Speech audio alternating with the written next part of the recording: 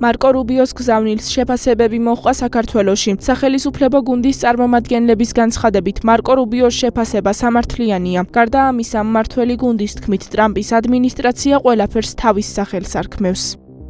როცა ამაზე საუბრობს რუბიო და ახალი ადმინისტრაცია, მან შეაფასა ევრობიუროკრატიის როლი, ნეგატიური როლი ამ სისტემაში, რაც ჩამოყალიბდა.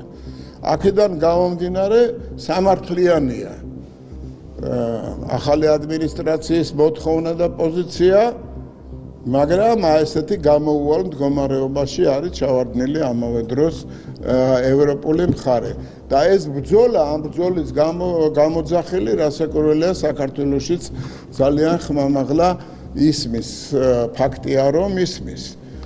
აქედან გამომდინარე ეს საბოტაჟის მომხრე სუბიექტები თავის პოზიციას არ დათმობენ. რუბიომ განაცხადა, რომ ეს არ არის ომი, თქვათ, უკრაინასა და რუსეთს შორის.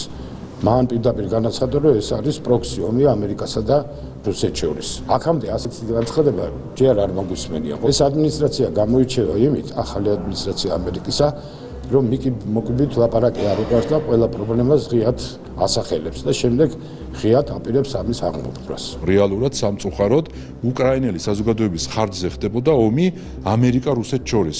აი ეს პირდაპირ უთხარით ჩვენ სხვათა შორის ხალხის ძალამ როცა დავტოვეთ ქართული ოცნება საზოგადოებას, ამას ვეუბნებოდით და ამან გაამართლა და დაგვეთანხმა დღეს უკვე რუბიო სახელმწიფო მდივანი, რომელმაც თქვა, რომ დიახ, ეს ომი იყო ინსპირირებული და ეს ომი რეალურად იყო და ჯერჯერობით გრძელდება რუსეთ-ამერიკას შორის, ოღონდ უკრაინის ტერიტორიაზე. უნდათ ასევე საქართველოს ტერიტორიის ხარჯზე ყოფილიყო რუსეთ ამ შემთხვევაში ნატოს და ძირითადად ამერიკის ომი. ეს არის რეალობა და მარკო რუბიომ სახელმწიფო მდივანმა ეს დაადასტურა.